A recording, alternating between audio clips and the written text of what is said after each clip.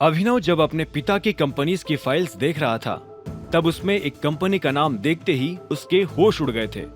वो कंपनी और किसी की नहीं, बल्कि देवेन की कंपनी थी। देवेन वही आदमी था जिसने वैभवी को अभिनव से छीन लिया था और एक रात में ही उसकी जिंदगी को पूरी तरह से पलट दिया था।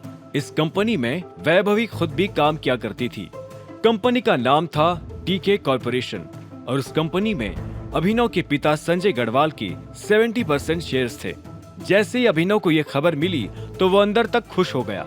इतनी खुशी तो उसे तब भी नहीं हुई थी जब उसे पता चला था कि वो अरबपति है। देवेन जिसके दम पर इतना उछला करता था, वो इंसान और कोई नहीं बल्कि अभिनव के पिता थे। एक तरह से देवेन अभिनव को उसी के पैसों की धौंस दिखाया करता था। ये जानकारी पाकर अभिनव को देवेन के ऊपर तरस आ रहा था। बेचारा देवेन, उसे तो पता भी नहीं है कि मैं उसके साथ क्या क्या कर सकता हूँ, अभिनव ने अपने आप से कहा और मुस्कुराने लगा।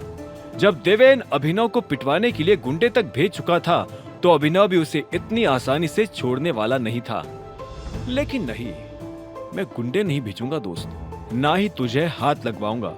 मैं तो बस तेरे दिल से खेलूंगा, जिस तरह से तूने मेरे दिल के साथ खेला था, अभिनव ने अपने आप से कहा और तुरंत अपना फोन निकालकर सीधा अकरम को फोन मिला दिया। अभिनव फोन करे और अकरम फोन उठाने में देर लगाए, ऐसा हो ही नहीं सकता था। अकरम ने दूसरी घंटे में फोन उठा लिया। यस टाइगर, उधर से अकरम ने कहा। उसकी आवाज सुनकर ऐसा लग रहा था कि वो नींद में था। ऐसे में अभिनव ने कहा, सॉरी अकरम, मैं तुम्हें डिस्टर्ब कर रहा हूँ, लेकिन मुझे तुमसे एक सवाल का जवाब चाहिए, और वो भी अभी। मैं अपने पिता के शेयर से जुड़ी फाइल्स देख रहा था, जिन कंपनीज में मेरे पिता ने पैसे लगाए हैं। अगर मुझे उनमें से किसी कंपनी से रिलेटेड कोई भी एक्शन लेना हो तो मैं कैसे ले सकता हूँ? यह सवाल सुनते ही अकरम अपने बिस्तर पर बैठा और बोला, उसके लिए तुम्हें पहले मुझसे बात करनी होगी। इतने सालों तक इन कंपनी से जो भी डीलिंग्स है वो तुम्हारे बिहाफ पर मैं ही करते आ रहा हूँ। बहुत सी बार तो मैंने खुद ही तुम्हारे नाम के आगे सिग्नेचर भी किए हैं, पर प्लीज तुम मुझे उसकी सजा मत देना। ये बात सुनते ही अभिनव मुस्कुराया और बोला, अरे नहीं, मैं ऐसा कुछ नहीं करने वाला, लेकिन तुम्हें मेरे लिए एक काम करना पड़ेगा। मैं तुम्हें एक लिस्ट भेज रहा हूँ, उसमें 10वें नंबर पर जो कंपनी है, मैं उसमें से अपने सारे शेयर्स वापस लेना चाहता हूँ। ये सुनते ही अकरम की सारी नींद उड़ गई और उसके मुंह से निकला, क्या? लेकिन कौन सी कंपनी है वो? वैसे तो मैं तुम्हें लिस्ट भेज रहा हूँ, पर फिर भी तुम्हें उसका नाम बता देता हूं। कंपनी का नाम है डीके कॉर्पोरेशन। ठीक है, मैं उन लोगों तक जल्द से जल्द टाइगर का मैसेज पहुंचा दूंगा। यह सुनते ही अभिनव मुस्कुराया और उसने फोन काट दिया। वो अभी से देवेन के रोते हुए चेहरे को इमेजिन कर रहा था। बहुत दिनों के बाद अभिनव के कलेजे को ठंडक मिली थी। उसने लाइट बंद की और चैन की नींद सो गया। अगली सुबह अभिनव की नींद उसके फोन से खुली। वो लगातार बजे जा रहा था। इससे पहले कि अभिनव फोन उठा पाता, वो कट गया। उसने उठकर देखा तो पाया कि अलायना, चाहत और यहाँ तक कि मायरा ने भी उसे फोन किया हुआ था। सुबह के 8 बज चुके थे। अभिनव तुरंत बाथरूम की तरफ भागा। उसने अपना एक पुराना सूट निकाला और अपना सामान लेकर ठीक 9 बजे घर से बाहर निकल गया। जैसे ही वो अपने ऑफिस पहुंचा तो उसने देखा कि लगभग सभी लोग छोटे छोटे झुंड बनाकर आपस में बातें कर रहे थे। अभिनव को न जाने क्यों ये लग रहा था कि वो सब लोग उसी के बारे में बात कर रहे थे। अरे शांत हो जाओ, वो इसी तरफ आ रहे हैं। तभी एक कर्मचारी ने अभिनव को देखते हुए कहा, जो लिफ्ट के पास पहुंच चुका था। अभिनव जैसे उनके करीब आया तो सब लोगों ने अभिनव को ग्रीट किया और ऐसे बर्ताव करने लगे जैसे वो किसी और चीज के बारे में बात कर रहे हो। खैर, वो लोग जो भी बातें कर रहे थे, अभिनव ना तो उन्हें ठीक से सुन पाया और जो सुना उसका कोई खास मतलब नहीं निकाल पाया। ऐसे में अभिनव ने ये मान लिया कि सब लोग उसके ऑफिस पर देर से आने के बारे में ही बात कर रहे होंगे। जैसे ही अभिनव लिफ्ट में दाखिल हुआ तो उसका फोन फिर से बज उठा। ये मायरा का फोन था। मैं ऑफिस आ तो गया हूँ, फिर ये मुझे फोन क्यों कर रही है? अभिनव ने अपने आप से कहा और फोन काट दिया। जैसे वो लिफ्ट से बाहर निकला तो उसका फोन दोबारा बजा। इस बार अभिनव ने गहरी सांस ली और ये तय किया कि वो फोन उठाएगा, लेकिन इस बार भी फोन उठाने से पहले ही कट गया। तभी उसे सामने से एक आवाज आई। Good morning sir. ये आवाज मायरा की थी। मायरा को ऐसे अचानक अपने सामने देख अभिनव को हल्का सा झटका लगा। फिर वो भी मुस्कुराया और बोला, गुड मॉर्निंग। क्या मैं जान सकता हूँ कि आप सुबह से क्यों मुझे डिस्टर्ब करने में लगी हुई थी? मायरा ने जवाब दिया, वो सर इसलिए क्योंकि आप लेट आए हो ना, रानी मैडम कब से आपका इंतजार कर रही थी। किस खुशी में? अभिनव के सवाल के जवाब में मायरा ने एक पल के लिए अभिनव को ऊपर से नीचे तक देखा और एक गहरी सांस लेते हुए बोली, आपकी नौकरी जाने वाली है सर। तुम क्या कहना चाह रही हो मैं समझा नहीं। इससे पहले कि मायरा अभिनव को सारा माजरा समझा पाती, उसका फोन बज उठा।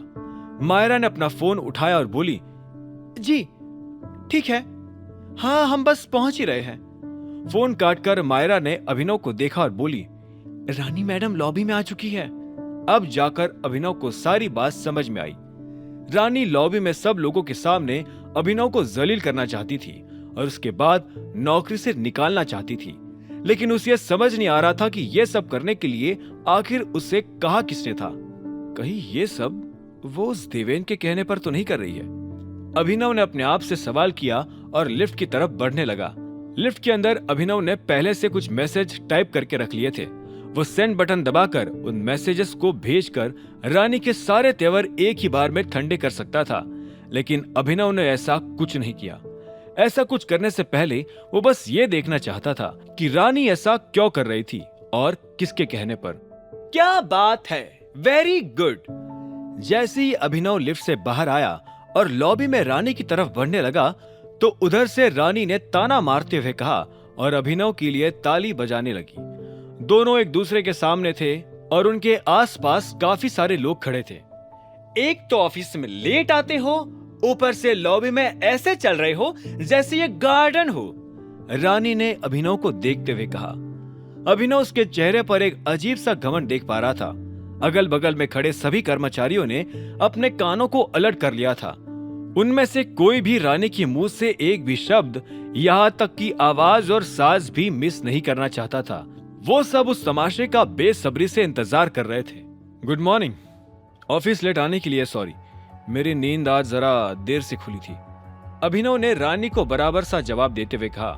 यह सुनकर रानी उखड़ गई और बोली, मैंने पूछा तुमसे कि तुम लेट क्यों आए हो? कब तुम्हारी नींद खुली और सपने में तुमने किस लड़की को अपनी बाहों में भरा? अभी यहाँ आए एक हफ्ता भी नहीं हुआ और ऐसे बिहेव कर रहे हो जैसे कंपनी तुम्हारी है। रानी के तेवर देखकर सभी लोग घबरा गए, लेकिन अभिनव को कोई खास फर्क नहीं पड़ा। उसने आसपास खड़े लोगों को देखा और इससे पहले कि वो अपनी तरफ से जवाब देता, तभी अभिनव को पीछे से एक आदमी की भारी सी आवाज सुनाई दी। ऐसे आदमी को तो कंपनी से तुरंत बाहर निकाल देना चाहिए।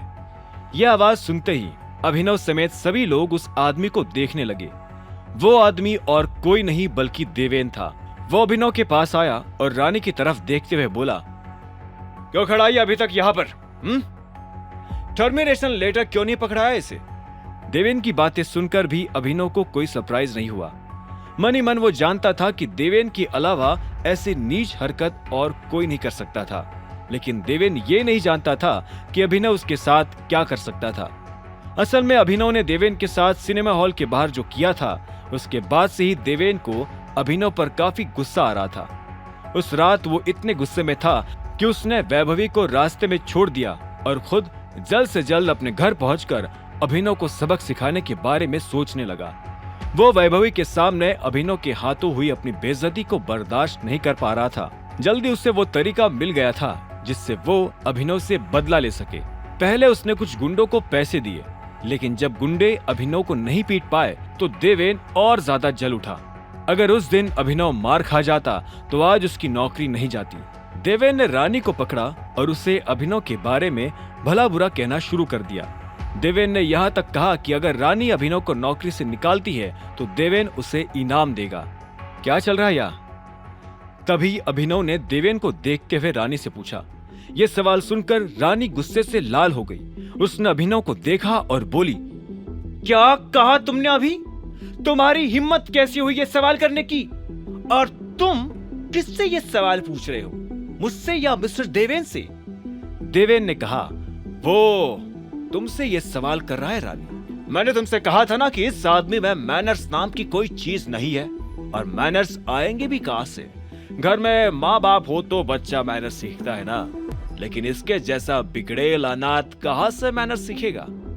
थैंक यू मिस्टर देवेन, इस आदमी की एक और बदतमीजी से हमें रूबरू करवाने के लिए, रानी ने कहा और फिर अभिनव को देखते हुए बोली, एंड यू आर फायर्ड। ये कहते हुए रानी की आवाज जरूरत से ज्यादा तेज हो गई थी।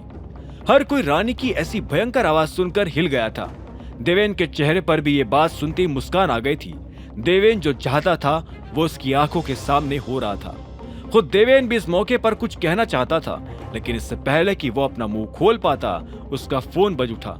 उसने अपना फोन जेब से निकाला, स्क्रीन देखी और उसके बाद रानी को देखते हुए बोला, सॉरी, मुझे ये अटेंड करना पड़ेगा, इट्स इम्पोर्टेंट। और इतना कहकर देवेन वहां से दूर चला गया। इस बीच अभिनव ने भी मौके का फायदा उठाया और जब किसी का ध्यान उस पर नहीं था तब उसने वो मैसेजेस भेज दिए जो उसने लिफ्ट में टाइप किए थे। इतने में रानी अभिनव की तरफ मुड़ी और बोली, तो आज से इनफैक्ट अभी से तुम्हारा यहाँ पर काम खत्म हुआ। अभिनव ने धीरे से हाँ में सिर हिला दिया और बोला, ऑफिस में मेरा जो सामान पड़ा है क्या मैं वो ले सकता हूँ? बिल्कुल मायरा, तुम भी इसके साथ जाना और देखना ये सिर्फ अपना ही सामान ले, सिर्फ अपना। इतना कहकर रानी भी वहां से निकल गई। उधर अभिनव भी मुस्कुराते हुए अपने ऑफिस की तरफ बढ़ता जा रहा था। मायरा उसे देखकर हैरान थी। जब उससे रहा नहीं गया तो उसने पूछा, सर आपकी नौकरी जा रही है और आप मुस्कुरा रहे हो? अभिनव ने मायरा को देखा और फिर से मुस्कुराने लगा। अब आगे क्या होने वाला था?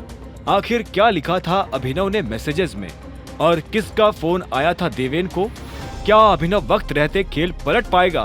टर्न ऑफ टाइगर के सारे एपिसोड्स को सुनने के लिए डिस्क्रिप्शन में दी लिंक से डाउनलोड करें पॉकेट FM ऐप।